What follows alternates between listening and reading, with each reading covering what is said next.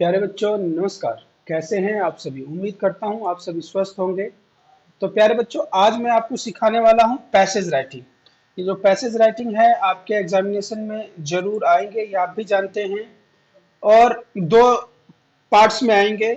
Section B में दो parts हैं। रीडिंग में 14 मार्क्स, ये पैसेज राइटिंग आपको फ्री के मिल सकते हैं जब आप अपने आंसर्स को सही तरीके से लिखेंगे। तो मैं कुछ टिप्स बता रहा हूँ, इन टिप्स को आप फॉलो कीजिए and you will get full marks certainly. बस आपको देखना है और समझना है कि कैसे लिखना है हमें पैसेजेस को। हम जनरली करते क्या है कि भाई आंसर वाले लाइन में से क्वेश्चन वाले लाइन में देखते हैं और बस पूरा का पूरा उठा के हम लोग लिख देते हैं वो सेंटेंसेस वो लाइनें, लेकिन ऐसा नहीं लिखना होता है। आपको first of all what you have to do is, सबसे पहले जो आपका क्वेश्चन पेपर है उस पे पेंसिल से अपना नाम लिख दीजिए, राइट योर नेम। क्योंकि वैसे तो क्वेश्चन पेपर पे अलाउड नहीं होता है टू राइट समथिंग, लेकिन जब हम पैसेज करेंगे तो इसमें जरूरत पड़ेगी that you have to underline something. और कुछ की वर्ड्स जो होंगे उनको अंडरलाइन करने की जरूरत पड़ेगी ही पड़ेगी।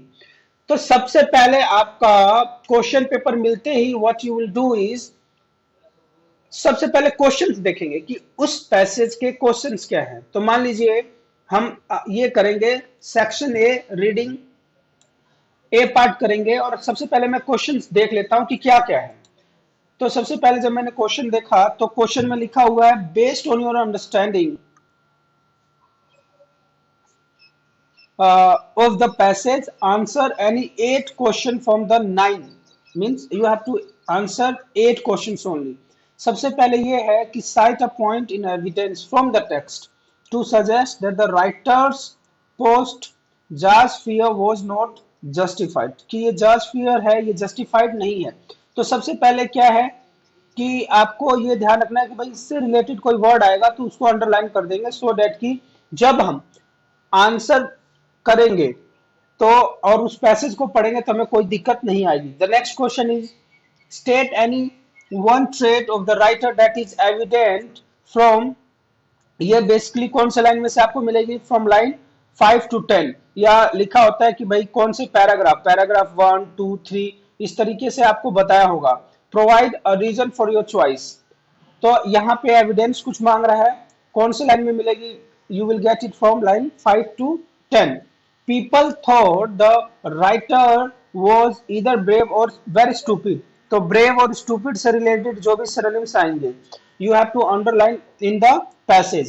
Why did some people think that he was very stupid? तो इस तरीके से पहले तो आप क्वेश्चंस सारे पढ़ लेंगे, उनका मतलब समझेंगे। Now you have to read the passage. अब आप क्या करेंगे? पैसेज पढ़ेंगे। तो अब पैसेज पढ़ते समय भी देखो मैं कैसे पढ़ रहा हूं और किस तरीके से आपको पढ़ना है। Read the passage given below. I so jaws the popular shark movie. ठीक है, the summer it came out in 1975 and became a paranoid about sharks. अब यहाँ पे इसको अंडरलाइन कर दीजिए कि इसका कुछ मतलब अगर हमें पूछेगा तो will be able to tell that. Though I kept swimming after Jaws, it was always with the vague fear that the sharks could tug on my leg at any moment. Never mind that there had been any two sharks bite since 1900 on the Conchute coast where I live। तो इसमें क्या है, सबसे पहले कि हमने ये पढ़ लिया और देखिए मैंने कहाँ कहाँ अंडरलाइन कर दिया है पढ़ते समय ही, सो डैट कि मेरा आंसर जो होगा मैं इजिली आइडेंटिफाई कर पाऊंगा। Now the next passage is, paragraph क्या है? So when I got this assignment for the National Geographic magazine I decided to accept to what I'd never wanted to do, swim with the sharks। I had to go to a place in the Bahamas known as the Tiger Beach and dive with the tiger sharks, the species responsible for more record attacks on humans than any shark except the great white।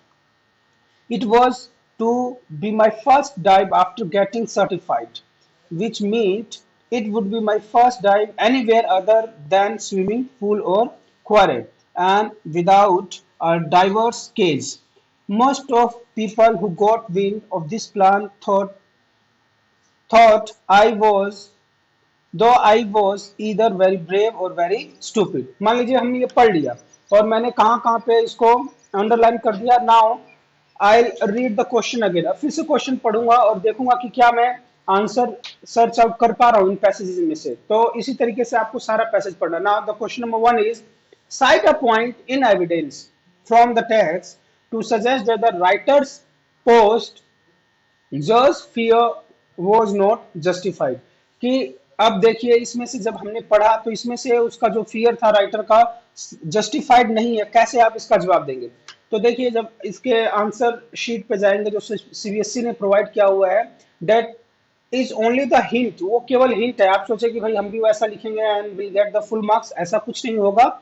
आपको खुद frame करना है, खुद बना के बिल्कुल clearly लिखना है। तो आंसर नंबर 1 जो मैंने लिखा हुआ है देखिए कैसे है। Cite a point in evidence. एक सेकेंड,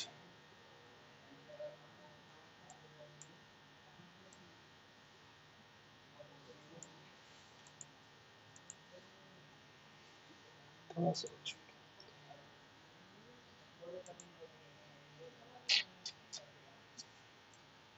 ये कह रहा है cite a point in evidence from the text to suggest.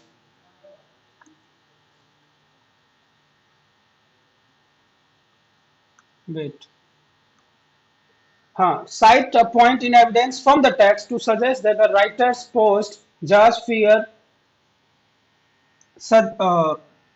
Writers post just fear was not satisfied. तो देखिए इसका आंसर मैंने कैसे लिखा है। एक मार्क्स के लिए है तो इसका मतलब ये नहीं है कि भाई आप एक लाइन में अपना उत्तर समाप्त कर देंगे। You have to write it clearly so that कि आपका आंसर कंप्लीट हो जाए।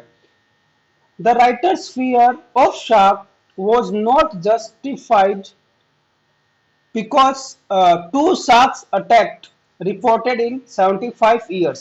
मतलब उसका जो राइटर का फियर था that was not justified। why? because दो शार्क अटैक हो चुके थे उस पे। कौन कौन से? from 1900 to 1975 years के बीच में only two shark attacked was there।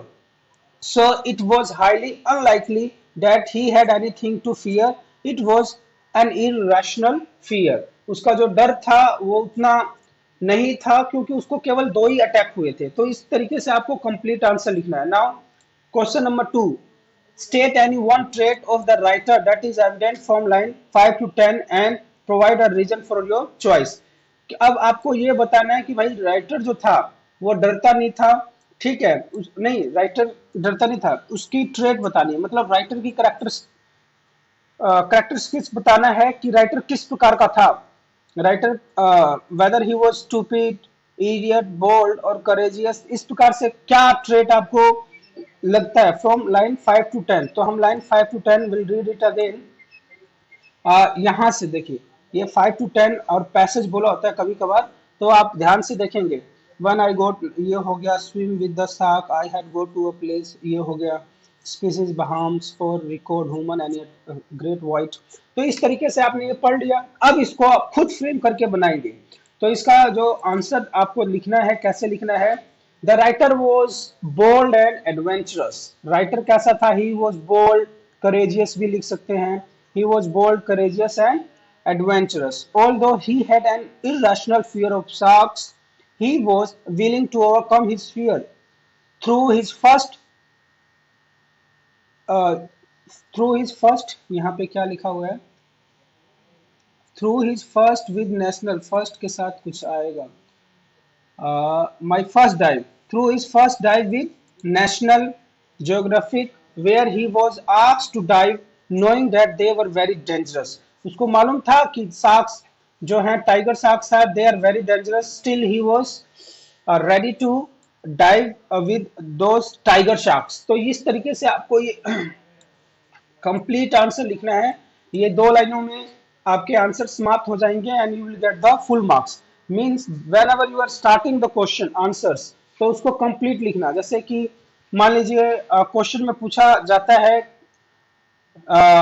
Who was, मान लीजिए जो भी है हु वॉज राइटर, तो यहाँ पे आप ये नहीं लिखेंगे he was this and that. No, the writer was क्या लिखेंगे? The writer was very bold and adventurous. आगे बात समझ में, नाम से स्टार्ट करना है क्योंकि आंसर नाम से स्टार्ट होता है। सब्जेक्ट जब आप स्टार्ट करेंगे तो you will start with the noun, not with the pronoun.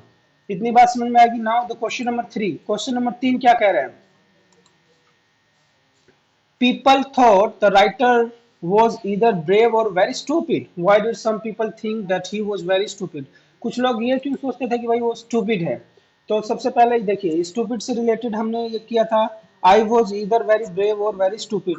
जैसे जब हम उन वर्ड्स को हाईलाइट कर देंगे तो हमें जरूरत नहीं होगी कि then we have to again ponder those words, हम उन वर्ड्स को दोबारा ढूंढने की जरूरत नहीं होगी।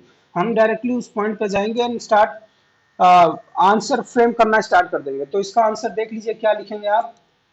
जो मैंने लिखा है, सीबीएसई ने क्या लिखा हुआ है उस पे मत जाइए, आपको पूरा आंसर लिखना है।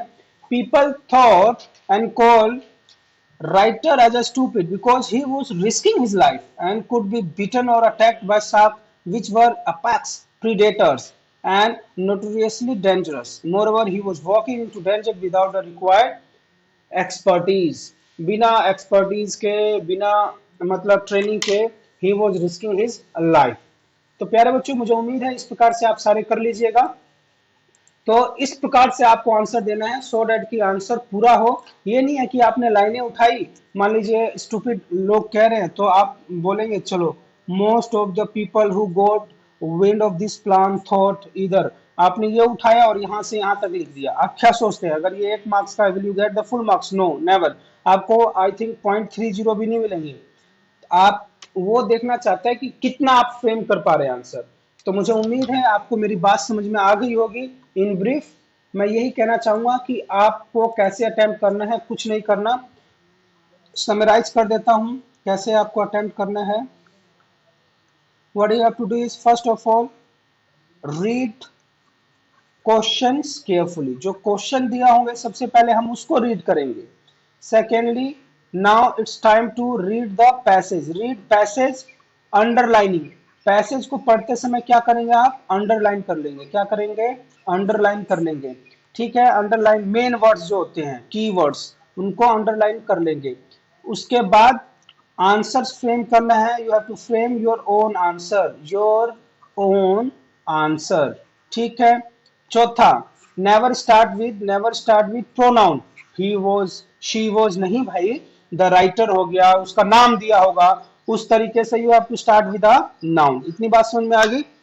और over over writing, fifth over writing भी मैं बताना चाहूंगा क्योंकि जब मैं पेपर चेक करता हूं तो आई गेट टू नो कि बहुत सारे बच्चे क्या करते हैं, 1 मार्क्स के क्वेश्चन में 7 लाइनें लिख देते हैं। 7 लाइनों में से अब ये मास्टर को बोल देते ले भाई तने जो पसंद आए, जो आंसर उसमें से छांट लिए, बाकी मैंने लिख दिया और मैंने 1 मार्क्स दे दिए। ऐसा नहीं होगा।